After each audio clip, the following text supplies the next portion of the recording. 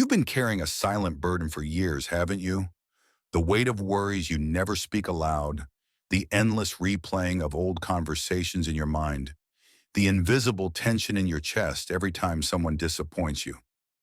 And here's the hard truth no one dared tell you.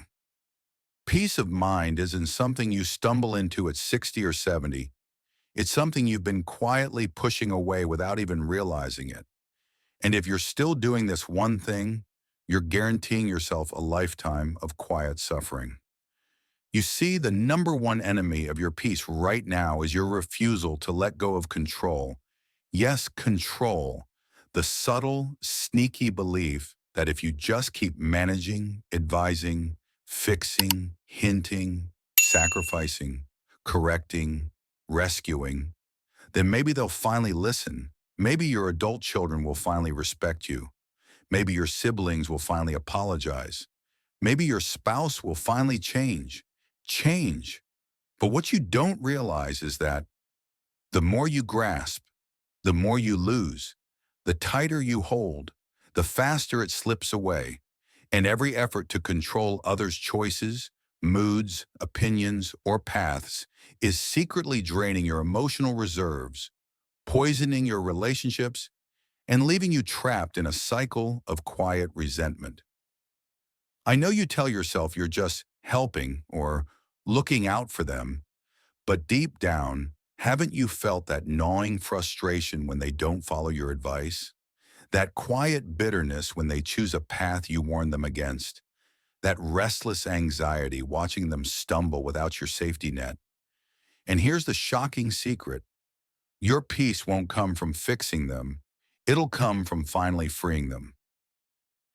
Every time you replay their mistakes in your head, every time you wonder why they don't call, every time you offer advice they didn't ask for, every time you stay awake worrying over decisions that aren't yours, you're handing over your peace like loose change, nickel by nickel, until one day you wake up emotionally bankrupt, wondering why you feel so tired, so invisible, so unheard. And the answer is painful but liberating. Stop carrying what was never yours to carry. And here's the second thing you must stop if you want peace.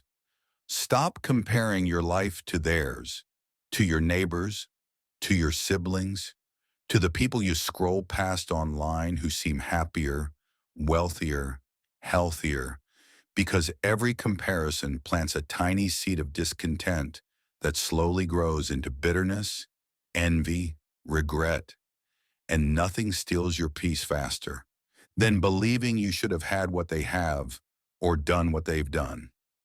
You've lived enough decades to know that every life hides its private sorrows, that no marriage, no family, no health, no financial status is as perfect as it looks from the outside.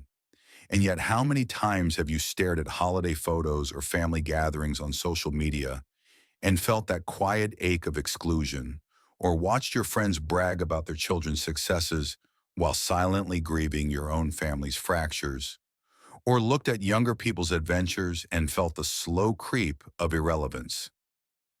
And here's the hidden truth no one told you. You're comparing your behind the scenes to their highlight reel, and it's an unfair game you'll never win. The moment you stop measuring your worth by anyone else's yardstick is the moment peace will finally have space to settle into your life. Because peace doesn't bloom in competition. It blooms in contentment, in gratitude, in the quiet acceptance that your path, with all its scars and stumbles, was never meant to look like anyone else's. And there's a third thing, perhaps the most damaging, most overlooked habit you must stop if you ever want true peace. Stop rehearsing old wounds. I know they hurt you. I know the betrayal, the harsh words, the dismissals, the abandonment, the unfairness still sting when you think about them late at night.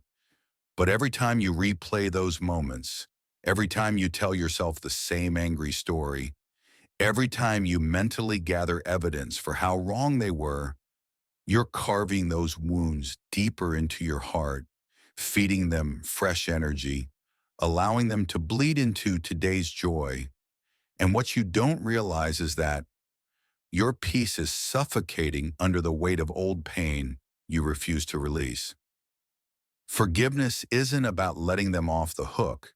It's about letting yourself off the hook. Because as long as you stay tethered to that old grievance, you'll be stuck in a past that can't be changed, and you'll miss the peace waiting for you in the present. And here's something even more shocking. Every day you carry those old grudges, your body carries them too. Tight shoulders, clenched jaw, sleepless nights, rising blood pressure, because emotional stress doesn't just live in your mind, it lives in your bones, your muscles, your very cells, aging you from the inside out. And finally, there's one last thing, one more habit quietly robbing you of the peace you crave. Stop postponing your own Joe.